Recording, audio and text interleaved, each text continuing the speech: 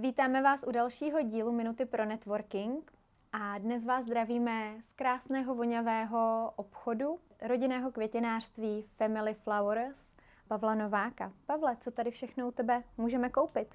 U nás v obchodě nebo u mě v obchodě můžete koupit jakékoliv květiny, ať už živé, umělé, květináči, řezané do vázy, protože květiny nás provází vlastně celým životem, od narození přes úřady, přes jakékoliv příležitosti.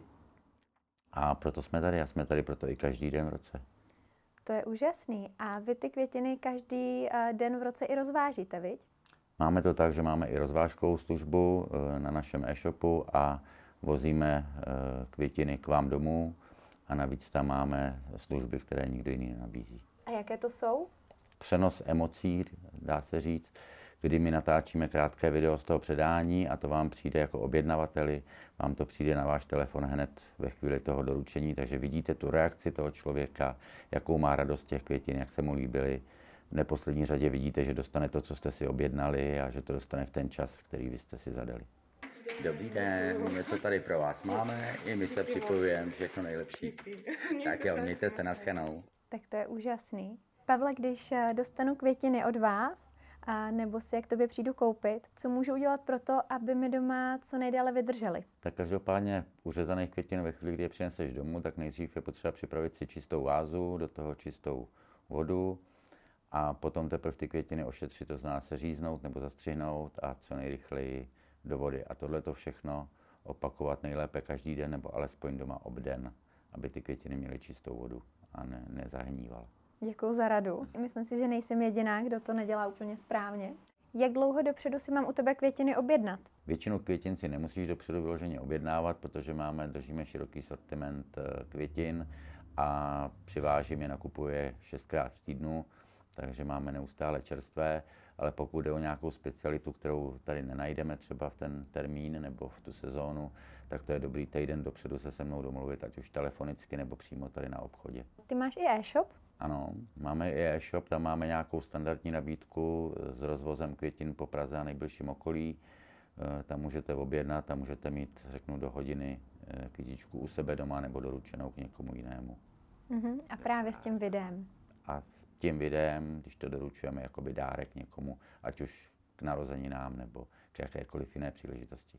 A jaké jsou ty další příležitosti, pro které chystáte květinovou výzdobu? Ty květiny nás provází vlastně celým životem, to znamená od narození, kdy jdete do porodnice a nesete tam mamince kytičku, přes první rande, přes svatbu, svatební výzdoby a svatební kytice, až po to poslední, čemuž neunikneme, až jsou to ty pohřby, kde vlastně připravujeme i květinový aranžmá na pohřební obřady a na rozloučení s vašimi blízkými. A tam vlastně to vaše květinářství má kořeny, viď? Tam má v podstatě kořeny, protože jsme začínali, nebo já jsem začínal v roce 1977 u hřbitova, u největšího hřbitova v Evropě, Olšanských hřbitovů, kde rodina prodávala v květinářství ve stánku. A já jsem tam začal docházet za babičkou, za dědečkem. No a už mi to zůstalo. A jak to probíhá, když si chci objednat květiny třeba na svatbu?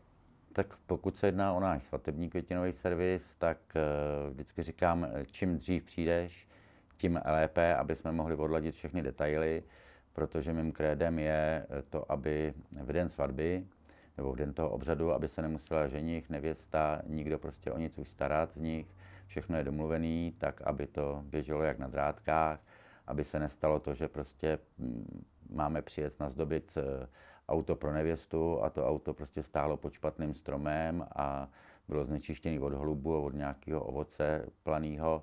Pak je to o nějakém zdržení, dá se to taky řešit, ale je to o tom rychle zajet na myčku, prostě vyřešit to, aby všechny tyhle věci klapaly, aby nevěsta dostala do ruky krásnou kytici, aby všichni svatebčani měli to, co mají mít a byly výzdoby hotové v místě, ať už toho obřadu nebo na hostině. A jak ty květiny na svatbu vybíráte? To je hodně individuální, protože každá ta svatba je jiná, každá nevěsta je jiná a každý ten prostor, v kterým ta svatba probíhá, nebo ten obřad taky má nějakou svoji atmosféru.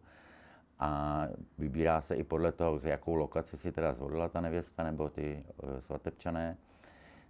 budoucí novomanželé, a potom nevěsta většinou přijde s tím, že by to chtěla do nějaké barvy nebo v nějakém stylu dělat, a pak už právě na nás, aby my jsme různými otázkami prostě se dostali k tomu, co vlastně chce, jak chce, aby to vypadalo, jak chce, aby to probíhalo, a snažili se s ní najít cestu k tomu, aby to právě ladilo i s tím prostředím, i s tou představou a s barvou šatů a se vším, s celkovým tím dojmem té svatby. Mě teď tak napadá, vím, že se kamarádka vdávala a ladila tu svatbu do černé a do zlaté. Dá se k tomu doladit i květina? Dá se k tomu doladit i květina, dneska už není problém doladit jakékoliv barvy, ať už formou barvených květin, které jsou speciálně barvené roztoky, a nebo případně mnohdy si člověk pomůže přímo sprejem na živé květiny, když potřebuje doladit úplně nějaký detail. A seš na všechnu tu práci kolem svadeb sám? Tak jedna věc je, že máme tým lidí, kteří jsou na telefonu, ať už je to přímo koordinátorka, ať jsou to další lidi, jako jsou vizážistky, modeláž nechtů, všechno, co je potřeba k té svatbě, aby, jak jsem říkal, aby ten servis mohl být tak ucelený, že opravdu jenom ta nevěsta si ten den užívá. Takovýhle kompletní servis ty vlastně poskytuješ i v jiných oblastech. Je to tak, poskytuju to i co se týká třeba balkonů, teras a různých výzdob, ať nějakých akcí, firemních akcí nebo přehlídek, a tam je to zase o tom, že musíme zjistit, co ten člověk chce, obhlídneme si i ten prostor, v kterém se to koná, nebo který chtějí nazdobit a jaké mají požadavky, no a potom už ladíme společně, se domlouváme, co je tam vhodné, co tam není vhodné a co by jim vyhovovalo. Pavle, jak ten váš servis vypadá při smutečních obřadech? Je to obdobně jako u těch svatebních, to znamená, že je potřeba zase vybrat barevnou kombinaci těch květin, dát nějaké doporučení, zeptat se, co ten zesnulý měl rád a co byste mu chtěli vy vlastně dát k tomu obřadu, a zase nechat vám už tu důstojnost, abyste přišli k tomu obřadu rovnou, jenom se s ním rozloučit. To znamená, že my to můžeme doručit, tu květinu, nechat ji tam vystavit, ať už je to květina, věnec, srdce, jakákoliv varianta. A děláte i stuhy? Děláme i stuhy s nápisem, který si řeknete, a zase samozřejmě nemáte na to v tu chvíli ty myšlenky, takže my doporučujeme nějaké standardní nápisy a tak, jak se to řeší. Pavle, za těch 45 let, co se věnuješ květinám, máš na kontě nějaké kuriozity? Tak kuriozit bylo určitě několik, ale z poslední doby řeknu, jsou to většinou přání specifický na květinu pro muže, vymyslet s tím, že nesmí alkohol nebo cokoliv jiného, takže se dělala květina z uzenin, anebo se dělal dokonce klobásovník, to znamená rostlá rostlina, na kterém rostly klobásy. Mm-hmm. Takže to nám trošku řeší potravinovou krizi. No, nevím, jestli řeší, ale když to sněd, tak na tu chvilku mu to vyřešilo. Napadne tě ještě něco? Jakou třeba největší květinu jste vázali? No, největší květinu jsme vázali ze 150 růží plus nějaké přízdoby a další květiny, a trošičku jsme měli problém, že jsme s ní potom těžko procházeli dveřmi. Ale pokud je dobře svázaná, tak se dá lehce zabalit a poté po vybalení se zase krásně otevře do té své plné velikosti. No, Pavle, ta dlouholetá zkušenost je opravdu znát, ty jsi profík. Děkuju. Taky moc děkuju za rozhovor. Rádo se stalo. Ještě nám pověz, kde tě najdeme. 365 dní v roce nás najdete na otevřeném kamenném obchodě v Bráníku, Bránická 18, mnohdy i mne. Jinak na e-shopu jsme také 365 dní v roce a rozvoz tam funguje taky 365 dní v roce, to znamená i ve svátky. Ještě nám možná jednou zopakuje, jak rychle tu kytku jste schopni doručit. Tak rychle, jak vy potřebujete, to znamená, můžete do hodiny tu kytičku mít u svých dveří nebo u dveří toho, komu ji potřebujete obdarovat. Platí to teda samozřejmě u standardních objednávek pro Prahu a nejbližší okolí. Ostatní se dá domluvit po telefonu.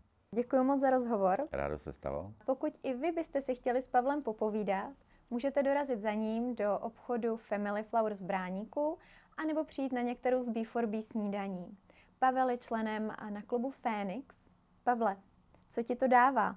Dává mi to příležitost setkávat se s úžasnými lidmi, s dalšími podnikateli z různých oborů a nejenom čerpat ty zkušenosti z jejich oboru a z jejich podnikání, ale i možnost přispět ze své strany nějakými svými zkušenostmi a službami.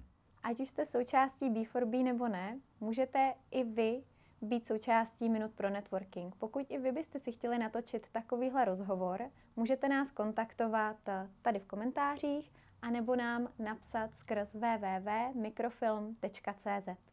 Děkuju a těšíme se příště.